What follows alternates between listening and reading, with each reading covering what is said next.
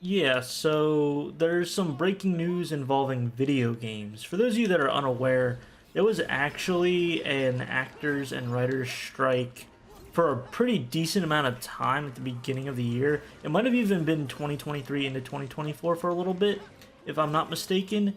And it was bad, as in, like, no one can negotiate anything, and it was a lot of back and forth between the studios and the writers and the actors. First, it was the writer. Yeah, first it was the writers, and then the actors got in on it as well. It delayed a bunch of projects, so that happened.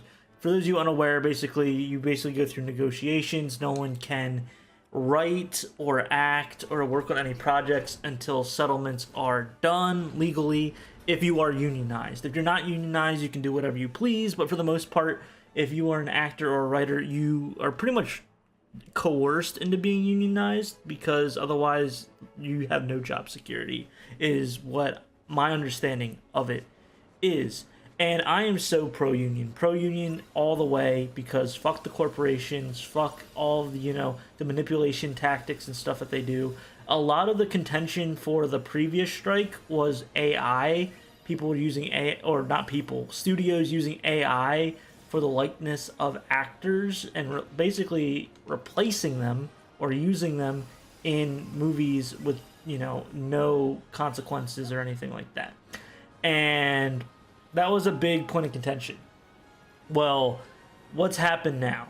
So they settled and they kind of got that cleared up out of the way. But now, breaking news, there's a new strike going on with SAG-AFTRA, so the Actors Guild again, but this time it's around video games, because video game voices, more specifically the voice actors for video games, they're trying to use AI to replace them. So right now, a lot of video game companies have to stop production on the video games that they're working on, to my knowledge, because of this strike.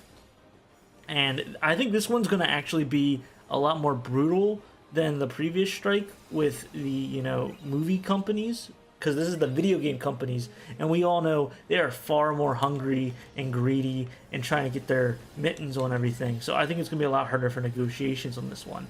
Now, when it comes to AI and video games, I don't mind it if it's for, procedurally generated AI for like world building and stuff like that. I think that's been around and that's fine for video games. When it comes to voice acting, I think if it's like NPCs or background characters, if you're trying to build out a world like GTA 6, GTA 7 in the future, I messed that up right there. You're gonna need that, right? You're not gonna have enough, prompts and time in the world to pay all these voice lines and voice actors to do all this extra little, like, procedurally generated, essentially, lines as you're going through these vast worlds and spaces. So for that, I get. This is more so for the big roles, the bigger roles, and the low pay that these voice actors are getting, and saying, hey, once we have your voice, we should be able just to use it in whatever project we want. That's fucked up, and I definitely do not agree with that, and think people deserve to be rightfully paid. I do believe that voice actors in the video game industry are paid very low, and so on and so forth. So I kind of see the tug and pull, right? AI from a minimal standpoint, but not for a completely job ruining, career taking perspective. And this is just what we're walking into with AI. Like, we all joke about it, and we all have seen it coming for a while, but AI is really taking over the workforce, especially in the creative and the art spaces, which is pretty unfortunate, because that's where we get our entertainment, which means that's where the big money's coming from. And these corporations are going to do anything in their power to make sure that they can cut costs and cut prices. So that includes, hiring voice actors and stuff. So that's where I stand on it. I don't think AI is necessarily bad for the small stuff, procedurally generated AI, and for like the background NPC voice lines. When it comes to major or bigger roles, I definitely think that those voice actors deserve a fair share, and their voices should not be able to just be used for whatever the video game corporation wishes to do with them. So that's what the big fight is about. The reason why I'm talking about it while playing Kingdom Hearts is because I believe this means that every video game in production right now, the voice work for certain companies, they cannot continue moving forward until this strike is settled. And part of that is the companies. So the company involved with this is Disney. Disney has been named as one of the companies because they are unionized, that they cannot work on any future video game project when it comes to, I believe, any Disney IP, Disney property, because they're unionized. So they would be breaking the agreement. And this is where it gets a little bit confusing, and I have to look a little bit more into it, because Kingdom Hearts, Square Enix, for example, when they work on Kingdom Hearts games and Disney games for mostly just Kingdom Hearts, right? They're in Japan, so they don't follow the same striking laws. I believe this is my interpretation of, they don't follow the same thing as the American SAG-AFTRA. The same thing went on. I always get turned around here. The same thing was with when the strikes were going on in America for the writers and the actors earlier, was that filming in the UK for like House of the Dragon and stuff was fine because they had British actors, and you can't stop a different guild from, like, you can't, like, the UK guild, Actors Guild, cannot stop production in support of the American Guild. There's laws against that, so they could keep doing production and stuff. So I believe, my interpretation, I'll have to look into this a little bit more, this news is coming off hot, is that because Square Enix is a solely based Japanese company, and that they're working on Kingdom Hearts 4 in Japan, because I believe even the director, I was going to say Tetsuya Nomura, which is correct. I don't know why. I get him and Sakurai confused all the time, so I wanted to catch myself, but I got it correct. Tetsuya Nomura he only speaks Japanese. Like, that, and it's his game that he's directing, so they're of course going to work out of house, or I should say in-house in Japan. So I know I'm rambling on a little bit. I'm trying to gather my thoughts while playing.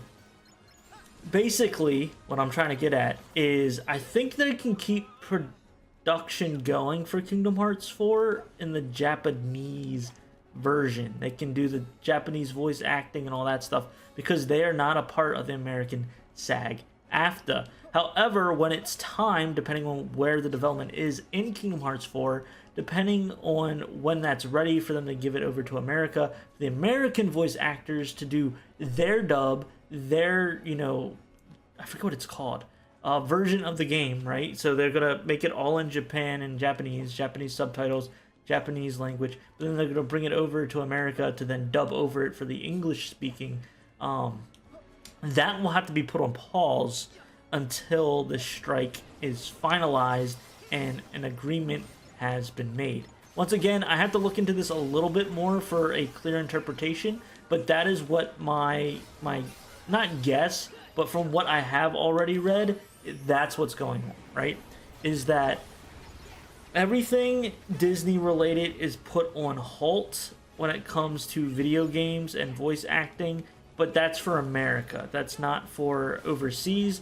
But because Square Enix is overseas, then there's a little bit more leeway for Kingdom Hearts to continue production, or I should say Kingdom Hearts 4 can continue production until it's time to localize it. That's the word I was trying to find. Localize it for America. So there's going to be a lot of videos, I think, coming out soon about how Kingdom Hearts is, like, stopped, or, like, we haven't seen Missing Link in a minute. People are wondering what happened to that game. People are going to say Kingdom Hearts 4 is going to have to halt production. I don't think that's true unless they're already at the phase of localizing it for America, which I'm not quite sure what that timeline looks like, but I feel like they would still have some time working on it in Japan before getting it over to America to localize. I feel like that's like the last phase, the last step they have to do.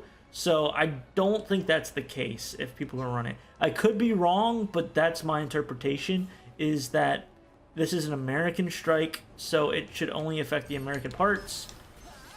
And we're not there yet for Kingdom Hearts 4.